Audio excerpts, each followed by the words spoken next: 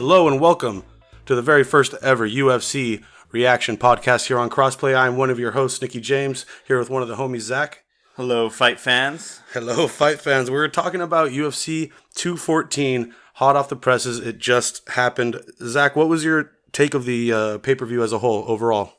Overall, it was a great pay-per-view. Most of the fights were really exciting to watch. There was one little snoozer, the co-main event, Tyron Woodley versus Damian Maia. Yeah, we'll get to that in a minute. Definitely a snoozer. But the flow of it was great. We had two knockouts, but overall, it was even the decision fights. It was still exciting to watch.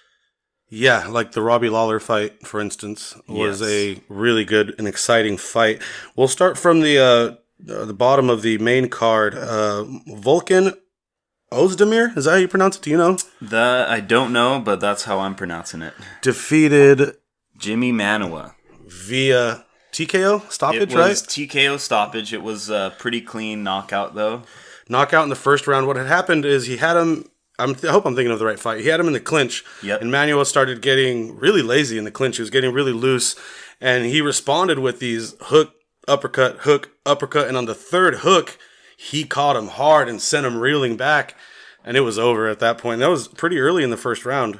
It was very early, and the hook and the paired with that uppercut really got through his guard.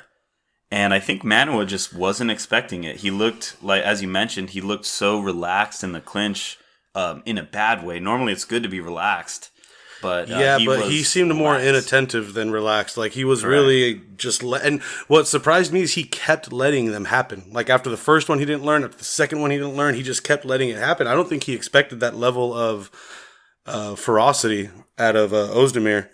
Yeah, that could be. And another thing that a lot of boxers do when they're in the clinch like that and they're landing these shots is they'll land a couple soft ones and then put some mustard on a random one. Why? Just to set him up? Or So it's to set him up. And what happens, and it may have happened in that fight, I don't know, I'm not in Jimmy Manuwa's head, but he could have taken the first two and thought, oh, he's just landing those. I'm just going to eat those for a second. Yeah, they're just like filler punches. They're not doing much. And then maybe the third one. And then it was the third or fourth one. He caught him with a hook right behind the ear, and it just really stunned him. Mm-hmm.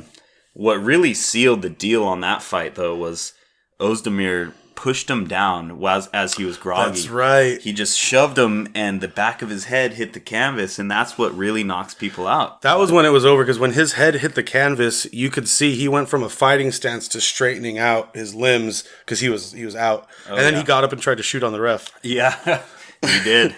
But it was a clean stoppage. It was definitely a good job by the ref. Yeah, those follow-up shots on the ground had some malice behind them. They were vicious shots when he was hitting them on the ground. He wanted it ended. He intended to end the fight at the earliest opportunity, and he just went for the kill. Yeah, great fighter. He proved he can do a lot of damage in a short space, and he might have a title fight coming up. Oh, yeah. I would like to see it happen. I'd like to see him versus Luke Rockhold. Ooh. I think that would be a good matchup. I think my instincts tell me Luke Rockhold would rock him. It could go really either way. Luke Rockhold is a very good kickboxer, but his chin is suspect. Oh, really? He's been knocked out. He just got knocked out by Bisping. Oh, that's right.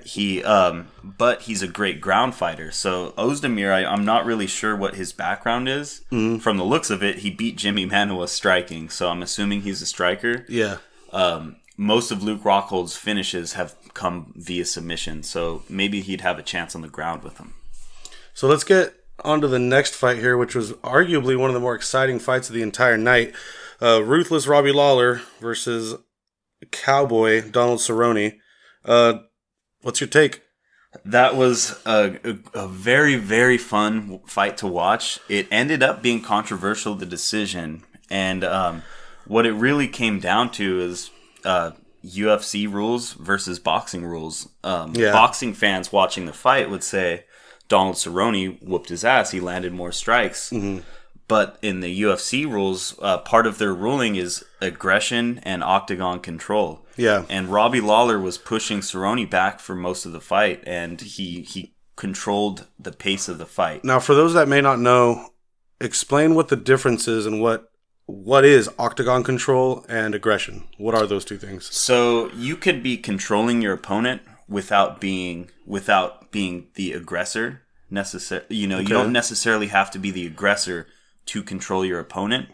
So, for example, Floyd Mayweather, this is, going to boxing, Floyd Mayweather controls his opponents even though he's not an aggressor. He gets them to do what he wants them to do without being the one to throw the strike. So, you pop a little jab out there or, fake a leg kick, do something to get your opponent to react and be the aggressor. I get it. That totally makes sense. So you're saying boxing accounts for control, or UFC does? Boxing does, but it doesn't account for aggression. Oh, okay. Yeah, boxing accounts for what they call it ring generalship. So just being a leader in the ring and leading the pace of the fight and that sort of thing. So I didn't know that came from another sport, because they use that in professional wrestling as well. That's more my world, as everyone knows. The term ring general. A ring general, yeah, is someone that is usually the one calling the match in the ring. Like Dolph Ziggler is a known ring general. He'll grapple someone and tell them what to do for the next minute. You know what I mean? While they're in the grapple. Sometimes it's a good thing. Sometimes it's an annoying thing. But let's get to the result of that fight. I don't know if we really got to that. Robbie Lawler lost, right? No, Robbie Lawler won. Right, he won. He won via decision. Pretty controversial. I was pissed at the time. I got mad immediately, but then you explained to me it's not boxing, so there's a big difference. Right. That was a really good fight, and it was cool. It was one of those fights where both men one man lost, but the fight rose both of their profiles significantly. They both earned a lot of respect. Lawler came off of his loss to, who did he lose to last time? Tyron Woodley. He got knocked out by Tyron Woodley. Yeah, and he lost the title, right? And he lost the title. And then Donald Cerrone lost to Masvidal. Yeah. And came back from that. And they both looked really good at the end of the fight, I think. Winner or loser. Yeah, absolutely. So, moving on. Chris Cyborg versus, what was Evinger? What was her first name? Tanya. Tanya Evinger? Tanya Evinger. Holy shit, can Tanya Evinger take a beating? Dude, she was defeated from the second she walked out of the locker room. It was, even when they were showing her in the background working on the mitts with her trainers, she just had this look of, I don't want to be here. Of dread, of fear, of... when the bully says they're going to kick your ass after school and it's 3 and you get out at 3:15. Yeah, they might as well have fought at the flagpole. Yeah, Chris Cyborg is something else. What's next for her? Is there anyone for her to fight? Well, has she fought Holly Holm? She hasn't fought Holly Holm. She hasn't fought anyone in the UFC. She hasn't fought any of the big name female fighters. Oh, really? But none of them want to fight her. Who backed out of a fight with her? Didn't they strip somebody? They did strip. I forget her name. Desjardins or something. Forget the Iron Maiden. Isn't that her name? Desjardins, something like that. Yeah. Anyway, they stripped her the title because she refused to face Chris Cyborg. She's a monster. There's some rumors going around that the WWE is trying to pick her up for a program at SummerSlam. Hey, more exposure for both brands. Can't hurt it. Yeah, you're right about that. What sort of involvement? Well, there's been a Twitter beef going on between her and Becky Lynch, a wrestler for the WWE. It seems like it's all in kayfabe, like they're all in on it. They're just trying to promote both their businesses. I think they're actually friends. But anytime they bring a UFC fighter into the WWE, it's always mega exciting. Going all the way back to Tank Abbott was in the WWF, then Dan Severn, Ken Shamrock, Brock Lesnar. It keeps going, and every time it's a huge draw. So this won't be any different. I would like to see that happen. But back to the UFC aspect of things. Main event: John Jones versus my boy, sort of, Daniel Cormier. Man, the first round went to Jones, I believe, right? Because he was just controlling DC. He landed a lot more strikes. He certainly did. Yeah, it became pretty clear early on that DC was going to be fighting from underneath the whole time. Not literally, but figuratively. As an underdog, it was going to be an uphill climb for him. Absolutely. Once the first minute of adrenaline wore off, if you rewatch the fight, just watch. It's about a minute into it, where it's just a scramble the whole time. DC's throwing wild punches, overhands. John Jones is being very flinchy and reacting. And then once that initial adrenaline wears off, you just see John Jones just lock into his fighting position. Yeah, and you called it right when John Jones locked into where he was comfortable. You were like, oh, he's posted now, like he's settled in. And it was obvious. It was like a switch flipped, like, and he was in his zone. And after that, it was really downhill from there for DC. He had a really good second round. He kept Jones guessing a lot with those kicks and punches he was throwing, but nothing really... He kept it close. He made me second guess. As soon as I saw John Jones locked down in that first round, I was like, DC's losing. And I'm a big DC fan. I really wanted him to win this fight. But once I saw that, I just knew there's no chance for him. But the second round, he kind of changed my opinion a little bit. I thought he got it kind of close within the second round. I thought, in the second round when he was fighting so well, I thought there was a chance he could make something here, but... Then, about 3 minutes into the third round, that low shin head kick or whatever it was came in. Yeah, roundhouse to the head. Right to the, like, mush, just to the button. Rocked his skull. And DC was immediately rocked. It was clear from the get-go. He started to stumble back, fell into the cage. John Jones brilliantly chased him and then tripped him. So he fell against the cage, so he couldn't get the counter knockout, which was really brilliant. Spun him around, and that was the smartest thing I've seen him do in a fight. And he does a lot of smart things. That was brilliant. I don't think I've seen any other fighter do that. When someone's stunned, it's so much smarter to kick their leg to knock them down. You don't have to worry about take their legs out. That big power swing coming back from them, and it's a really high accuracy shot. And you're gonna trip them if they're wobbly. So DC went down. Jones came on top of him and was just... He must have landed 12 strikes to the head or something. It was a lot. The final 5 were right to the side of his head, very hard. Yeah, like here-ish. That's gonna do a lot of damage to him. He's gonna need a lot of time off to recover. To the Big John McCarthy's credit, it might have seemed like he let it go on too long, but that's Daniel Cormier's game. Exactly. He can take a beating and come back. Some people are saying he let it go on too long, but he let it go on for that long because he knows who Daniel Cormier is.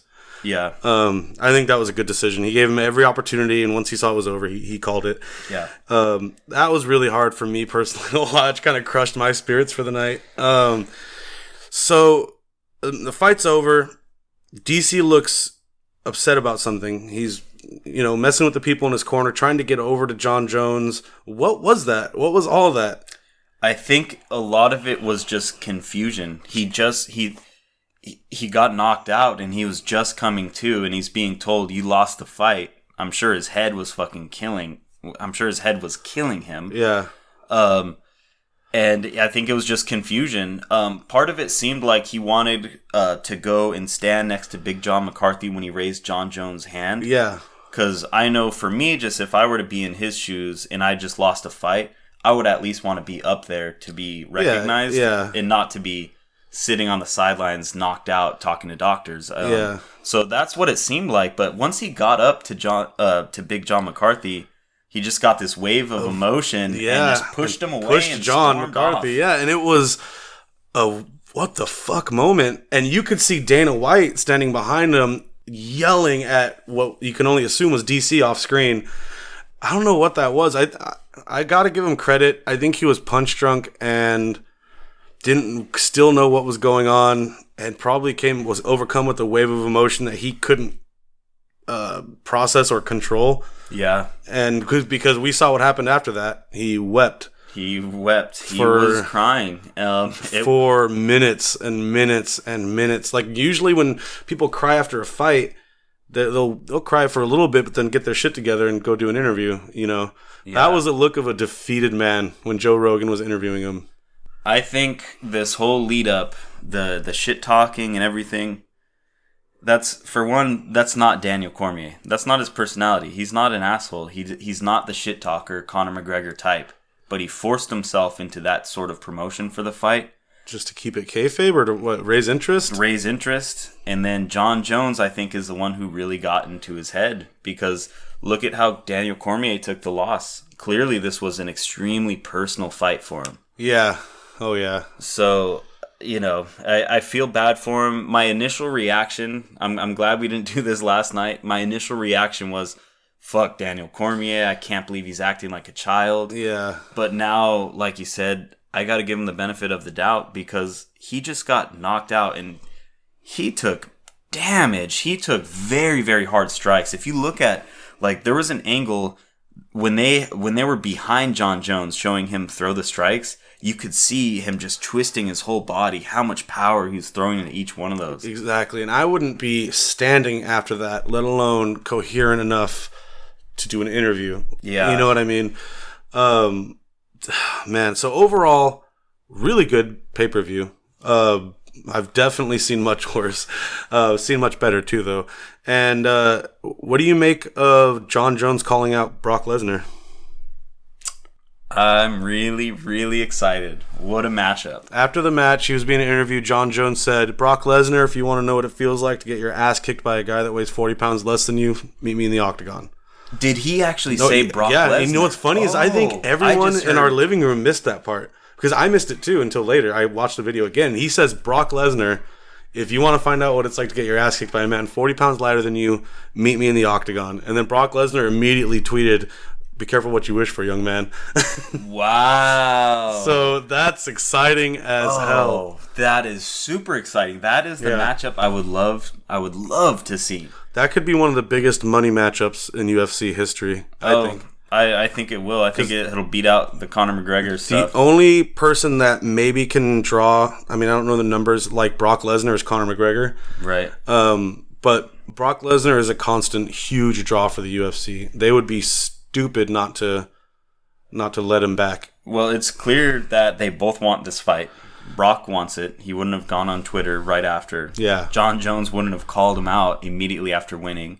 Yeah, and there's no doubt that both Vince McMahon and Dana White want it because there's money in that for both of them. Yeah, I'd love it if Paul Heyman came on Raw tonight and just cut a promo on John Jones. Oh, because imagine if they just did that. Like if they were to do that, because they know that if that were to happen on Raw, interest in that fight on the wrestling side would skyrocket. Oh yeah. But it's wishful thinking. Doubt it'll happen. So that pretty much wraps it up. Do you have any final thoughts on the pay-per-view you want to get out? Final thoughts on the pay-per-view. Just a message to the UFC. We've had enough of the elite strikers versus the elite grapplers. Yeah. Oh, that's a good point. I want to see an MMA fighter versus an MMA fighter. When the Damian Maia fight versus Tyron Woodley came on, he missed, how many was it? 20? Over 20. Over 20. It was 20 takedowns he missed. And how many strikes did Tyron Woodley land? I don't know the final numbers, but it wasn't much. No. And it was just a long 5-round stalemate. Yeah, and they said they shattered the record for the least amount of strikes thrown in a lightweight title fight. Really? Yeah, they said they shattered it. And that was before the fight was over. They had already shattered it in the 4th round. Yeah. Welterweight title shot. It was welterweight. Sorry. Yeah. So that's not a good look for either fighter or the UFC. It was bad all around for everybody. But yeah, that's a really good outlook. I didn't even think of that. I don't really have any final thoughts, to be honest. It was a good pay-per-view. I look forward to the next one. I really hope to see DC spring back from this, but he's reaching retirement age. So we'll see what happens. Guys, thank you so much for joining us on a Crossplay UFC reaction cast. I am Nicky James. I am Zach. And we'll see you guys next time. You can catch us every Tuesday, the Crossplay podcast, on any podcast services, iTunes, Google Play, Stitcher, YouTube, wherever you get your podcasts. Find us on Twitter at CrossPlayPod. If you like what you're hearing, support us on Patreon at patreon.com/crossplay. That's it, guys. We'll see you next time.